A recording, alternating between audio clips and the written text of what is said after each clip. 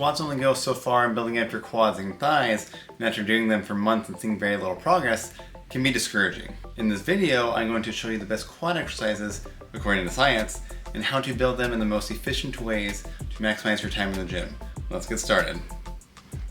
The first point is that volume is key for the quads. There's even a study showing some elite level lifters doing up to 52 sets per week. The quads can take a ton of volume. You can't go wrong with doing more as long as your knees are feeling okay. Obviously, don't jump from 15 sets a week to 52 sets a week. I like to progress by 2 to 4 sets for the quads every 2 weeks to be on the safe side and give your body a chance to get used to an increase in volume. Now, all that volume is useless unless you're doing the right quad exercises. This study showed the less hip flexion participants had during the leg extension, the more the rectus femoris grew. Later in this video, I'll show you the best exercises to grow this forgotten quad muscle and how to progress them forever. Another problem is cutting your range of motion short. Let me explain. What is the main difference between this leg press and the other leg press? The one on the right shows me bending my knees more with my heels getting closer to my butt than the video on the left. This means the quads get more stretched out, which we know can lead to more muscle growth.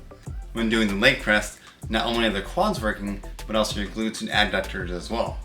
You might have heard having your feet closer means you're hitting your quads more. And that is correct, but on this channel we're trying to be the most efficient in the gym. Just because we're hitting one muscle group more than others doesn't necessarily mean it's better. I can't leg press as much weight with my feet closer together compared to when they are further apart. Just because my glutes and adductors work more doesn't mean my quads are working less than when they are closer together. Sure, my glutes and adductors are working more, but I can pump out more reps with my feet further apart, therefore loading my quads more each rep in sets. It may also depend on what your limiting factor is. For example, if you have your feet closer together, then your glutes and adductors aren't working nearly as hard as the quads are, so the quads will be the first muscles to fatigue out. If your feet are further apart, your glutes and adductors are working more and could, hypothetically, fatigue out quicker than when your feet are together. But rarely do your glutes and adductors fatigue out sooner than your quads, even with your feet further apart. With all that being said, you'll have your feet wider in the leg press platform than usual. Your toes can be turned out or you can keep them straight, whatever position gets your heels closer to your glutes. There really is no wrong way. Make sure your knees stay in line with your third and fourth toes for the most efficient pressing.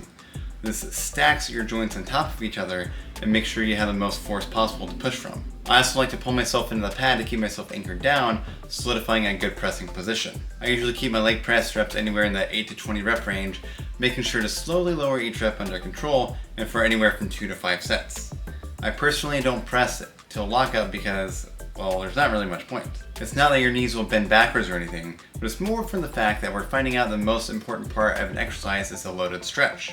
The lockout can potentially be wasted energy, and it slightly increases the likelihood of injury, especially if you have a lot of hyperextension and are fatigued.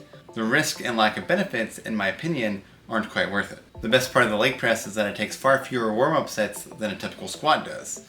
For starters, you don't have to find a squat rack, warm up with the empty bar, do your other warm-up sets, and finally get into your working sets, while also performing a comparatively more complex exercise. So many more things can go wrong in a squat than a leg press, and they also can be more taxing to the body. If you still like to do squats, then by all means do so.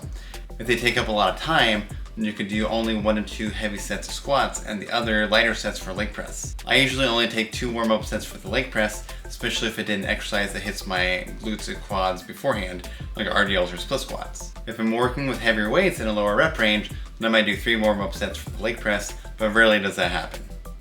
Leg press is easier to put weights on and off as well, and doesn't fatigue me out as much as squats would, and work the same muscles, the best of everything. If you really want to make the most out of your time, you could do lying leg raises between sets of your leg presses. Check out my abs video here for more details. When you progress in leg presses, think about increasing the weight by 5 to 10%, not pounds. Think about it this way. If you do dumbbell curls with 30-pound dumbbells and progress to 35-pound dumbbells, that's almost a 20% increase.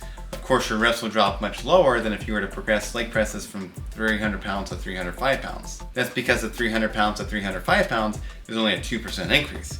You could probably go from 300 pounds to 305 and get the same number of reps fairly easily. Contrast that with progressing 5 to 10%. You take 300 pounds and multiply that by 1.05 or 1.1 and you get 315 or 330 pounds. That's a much faster and challenging progression and can easily be matchable depending on the exercise and the exact weight you have available. As mentioned before, leg extensions are great too.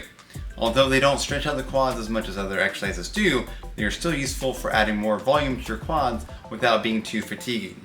Lengthened partials are the way to go with these, and I found that doing leg extensions with lengthened partials are a lot less fatiguing, but still just as effective as doing full range of motion reps, as seen in the study mentioned earlier in the video. Place the seat and shin pad back as far as possible to stretch out the rectus femoris better. Make sure the height of the shin pad is right above your ankles. I like to lift my hips up so I fully stretch out the rectus femoris. With lengthened partials, my goal is to get around 1/3 of the range of motion.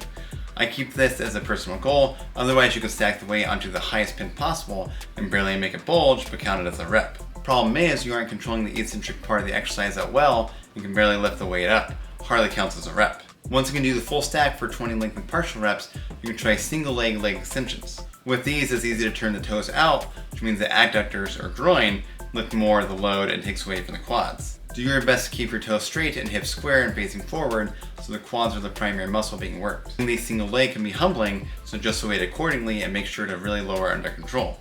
Once you do one leg, the other leg will be working, which means the leg you worked first is resting.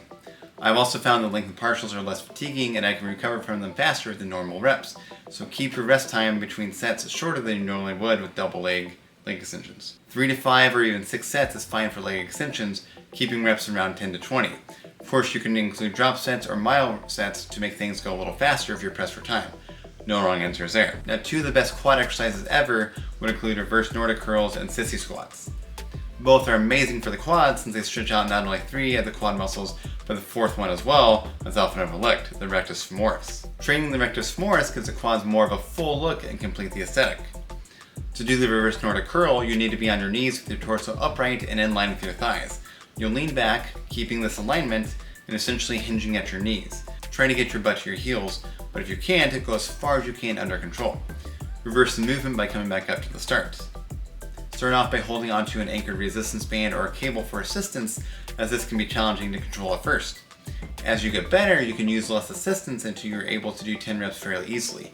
Then progress to having your arms in front for counterbalance, and eventually working to having your hands across your chest. You can even work up to weighted reverse Nordic curls, but even I haven't gotten to this level. Since these are more technical, I like to keep the reps anywhere between 5 and 10. Another important tip is to keep your stance narrow, keeping a little space between your thighs, and to keep your shins in line with your thighs as well. If your shins are closer together, your glute medius will help, and this will mean less muscle growth for your rectus femoris. If your shins are further apart from each other, then your adductors will help. Again, less muscle for the quads. I also like to point the toes straight back for similar reasons, but if this is too uncomfortable for you, then I don't think it'll be a huge deal.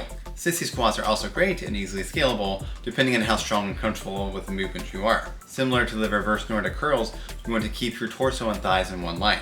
Keep something handy nearby so you can balance on it. Squat down so your torso goes back and your knees go forward over the toes.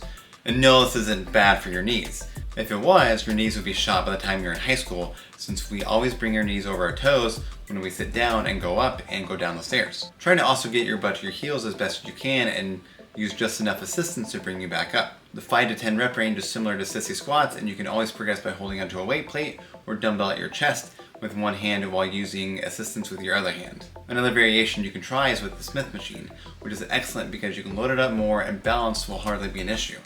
Just be careful with these, especially when doing them at first and when getting more fatigued. Now, the reverse Nordic curl and sissy squats are technical and shouldn't be your main exercises, so I like to keep them at 2 to 3 sets near the end of the workout. To complete the thick thighs look, working the adductors is super underrated. These can easily be trained with Copenhagen plank ups or the adductor machine for 2 to 4 sets of 6 to 12 reps or 2 to 4 sets of 10 to 12 reps respectively. I would go into more depth on these, but this video is already long as it is.